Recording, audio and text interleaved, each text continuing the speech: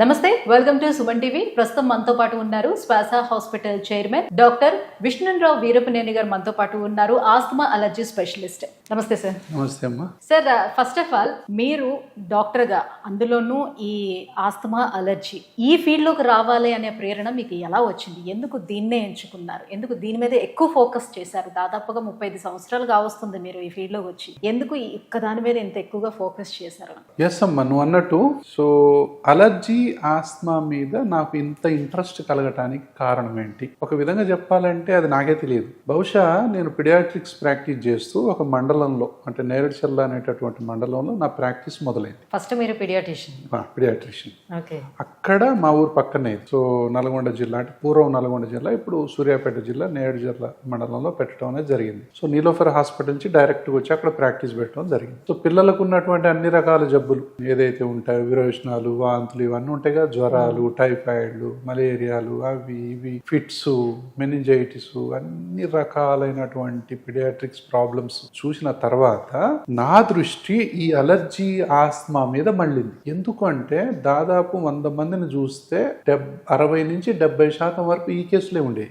అందరికి జలుబులు, దగ్గులు, ఆయాసాలు, ముక్కుగారటాలు ఇలాంటివే ఉండేవి. సో మొత్తం మీద ఈ కేసులు ఎక్కువ ఉన్నాయి అని తెలిసిన తర్వాత ఇంకొకటి బాగా అట్రాక్ట్ చేసిందంటే, ఒకటి నెంబర్ ఆఫ్ కేసెస్ ఎక్కువ ఉన్నాయి, ఇందులో సఫరింగ్ ఎక్కువ ఉంది. ఇందులో కొన్ని కేసులు ఆస్మా ఉంటాయి, చైల్డ్హుడ్ ఆస్మా అంటాం. చైల్డ్హుడ్ ఆస్మా అంటే అది ఒక నరకం. అంటే గాలి పీల్చటం, వదలటం అనేది ఇంకా అసలు ఒక పెద్ద యజ్ఞంగా మారిపోతుంది. అంటే చిన్న పిల్లలు ఒక రోజు, ఒక నైట్ అంతా నిద్రపోకపోతే తల్లిదండ్రుల మనోభావాలు ఎంత భయంకరంగా ఉంటాయి, అల్లాడిపోతారు. అట్లా పిల్లలు రోజులకు తరబడి నిద్రపోకుండా, అంటే ఆడుకోకుండా, నిద్రపోకుండా, ఆయాసపడుకుంటా, దగ్గుకుంటా, దగ్గి వాంతి చేసుకుంటా ఉంటే ఎలా ఉంటుంది పరిస్థితి? అప్పటికి ఇంకా నెబులైజర్ రాలా. నీలోఫర్ హాస్పిటల్లోనే అప్పటికి నెబులైజర్ లేదు. 88-90 మధ్యలో ఎలా చేసేవారు మరి వాటి మీద అంత అసలు అవేర్నెస్ లేదు. ఎలర్జీ మీద, ఆస్మా మీద చైల్డ్హుడ్ లో అసలు అవేర్నెస్ లేదు. సో అప్పుడు చిన్న పిల్లలకి అంటే ఆస్తమాకు సంబంధించిన టానిక్లు వాడటం, ఇంజక్షన్లు చేయటమే తప్ప ఇన్హలేషన్ థెరపీ అంటాం, ఇన్హేలర్ థెరపీ అనేది అసలు లేదు. అంటే ఉన్నా కూడా మరి ఎక్కడ ఉండేదో తెలియదు, మేము చూడలే. సో అప్పుడు దాని గురించి నేను మెల్లగా ఇంట్రెస్ట్ పెంచుకొని నా అంతటా నేను అప్డేట్ అయ్యా. ఈ అలర్జీ ఏంటి, ఈ ఆస్మా ఏంటి, ఆధునికంగా వస్తున్నటువంటి మందులు ఏంటి, అసలు ఇన్హలేషన్ థెరపీ ఏంటి, వీటన్నిటిని చూస్తూ హైదరాబాద్లో ఉన్నటువంటి డాక్టర్లతోని అనుసంధానం అవుతూ నేను ఇన్హలేషన్ థెరపీ మీద అవగాహన పెంచుకున్నాను. అంటే దీనికంటే మళ్ళీ స్పెషల్ కోర్స్ ఏమైనా ట్రైనింగ్ అంటే ఏం లేదు, పేషెంట్ల యొక్క అనుభవాలు అన్ని. అంటే అంటే ఆల్రెడీ ఆస్మా గురించి ప్రతిదీ డీటెయిల్గా ఉంటుంది, ఏం వాడాలి, ఏం చేయాలి అని. ఒక్కొక్కళ్ళకి ఒక్కొక్క సిస్టమ్ మీద ఇంట్రెస్ట్ ఏర్పడింది. కొంతమందికి ఇప్పుడు నాకు రెస్పిరేటరీ సిస్టమ్ మీద ఏర్పడింది, కొంతమందికి ఫిట్స్ మీద, న్యూరాలజీ మీద ఇంట్రెస్ట్ ఉంటుంది, కొంతమంది గ్యాస్ట్రో ఎంట్రాలజీ మీద ఇంట్రెస్ట్ ఉంటుంది, కొంతమంది కార్డియాలజీ మీద ఇంట్రెస్ట్ ఉంటుంది. నాకు మాత్రం నన్ను బాగా అట్రాక్ట్ చేసింది ఈ రెస్పిరేటరీ సిస్టమ్. పిల్లల్లో ముఖ్యంగా ఈ బాధలు అనేవి నన్ను అట్రాక్ట్ చేసినాయి. తల్లిదండ్రుల యొక్క నరకం అనుభవించడం అనేది, అంటే ఇందులో ఎమోషన్స్ ఉన్నాయి బాగా, ఒకలాంటి, అంటే ఎంత చెప్పినా తరగనంత వేదన, ఆ రోదన అనేది నన్ను బాగా అట్రాక్ట్ చేసింది. సో దీనికి ఏంటి సొల్యూషన్? దీనికి ఇంకా అప్పటికి ఇన్హలేషన్ థెరపీ మనకు పెద్దగా అందుబాటులో లేదు. సో 90s లో అసలు చాలా తక్కువ, 91 నేను పెట్టింది ప్రాక్టీసు, అసలు పెద్దగా అందుబాటులో లేదనే చెప్పాలి. అంటే 100 మంది పిల్లల్లో ఒకళ్ళిద్దరికి కూడా ఇన్హలేషన్ థెరపీ వాడేటటువంటి సందర్భాలు లేవు, అసలు నెబులైజరే లేదు అప్పట్లో. కాబట్టి దాని మీద అప్డేట్ అవుతూ ఇంట్రెస్ట్ పెంచుకుంటా ఈ లోపల నేను మిర్యాలగూడలో ప్రాక్టీస్ మారటం అనేది జరిగింది. సో ఒక పట్టణానికి, అక్కడికి వచ్చిన తర్వాత ఇంకా భయంకరంగా ఉంది ప్రాబ్లం. చూసి నేను ఈ ఆస్మా మీద ఎంతమంది ఎలా బాధపడుతున్నారు అని చెప్పి ఒక 6,000 మంది పిల్లల మీద ఒక క్లినికల్ రీసెర్చ్ చేశాను. ఎంతమంది ఇన్హేలర్స్ వాడుతున్నారు, ఎంతమంది టానిక్స్ వాడుతున్నారు, ఎంతమంది హోమియోపతి వాడుతున్నారు, ఎంతమంది మూఢనమ్మకాలు, నాటు వైద్యాలు, చేప మందులు, రకరకాలు వాడుతున్నారు, అసలు సిసలైనటువంటి వైద్యాన్ని వాడుతున్నారా లేదా అనేది తెలిస్తే 99% మంది మామూలు కన్వెన్షనల్ ట్రీట్మెంట్స్ అంటాం. కన్వెన్షన్ అంటే రైట్ ట్రీట్మెంట్ కాదు, మామూలు టానిక్లు, ఇంజెక్షన్లు, హోమియోపతిలు, అంటే ఈ టైప్లో వాడుతూ ఉన్నారు. రైట్ ట్రీట్మెంట్ అంటే దీని ఏంటి అంటే ఇన్హలేషన్ థెరపీ.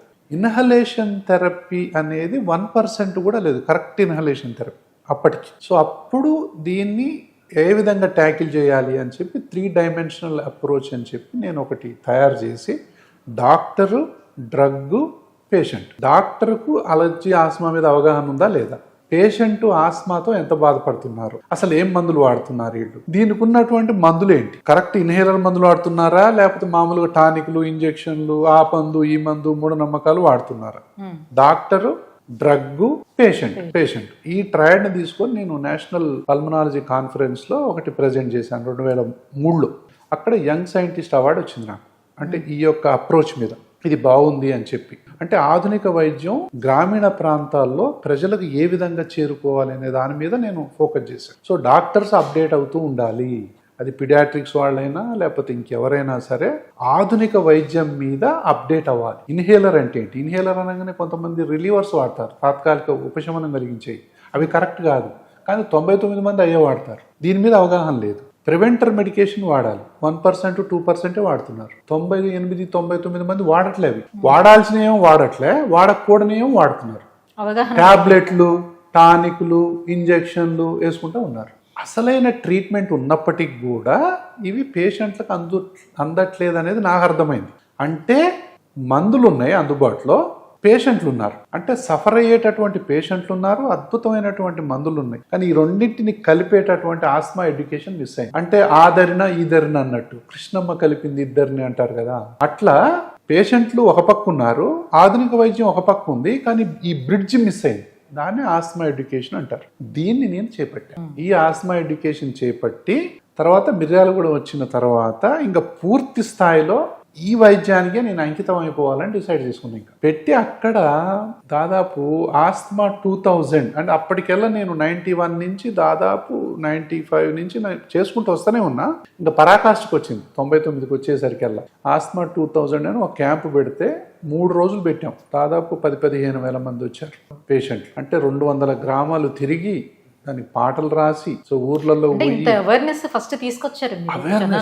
అవేర్నెస్ నా ప్యాషనే అవేర్నెస్. తీసుకొచ్చిన తర్వాత ఇట్లా ఉంటది ఆస్మా, ఇట్లా ఉంటది ఉన్నాయి, సఫరింగ్ అంటే సఫర్ అవ్వాల్సిన అవసరం లేదు, మందులు ఉన్నాయి, నరకం అనుభవించకండి, పసిపిల్లల నుంచి పండు ముదుసుల వరకు ఉన్నాయి అని చెప్పిన తర్వాత క్యాంపు పెట్టి ఆ క్యాంప్ సూపర్ సక్సెస్ అయింది. అయిన తర్వాత అందులో మందులు రాయటం, వాళ్ళు వచ్చి మళ్ళీ నాకు చెప్పటం, ఇంకా టోటల్గా ఈ ఫీల్డ్ మీద నేను కాన్సన్ట్రేట్ చేయటం అనేది జరిగి ఒక పిడియాట్రిక్ అలర్జిస్ట్గా ఇంకా కొనసాగుతూ ఇప్పటిదాకా దాదాపు ఒక 4 లక్షల మంది పేషెంట్ని చూసి ఉంటాను నా శ్వాస హాస్పిటల్ అందరూ కలిపి. సో ఇట్లా నా జర్నీ ఇంకా 2004లో హైదరాబాద్కు షిఫ్ట్ అయింది. అది 2004 నుంచి హైదరాబాద్ షిఫ్ట్ అయింది.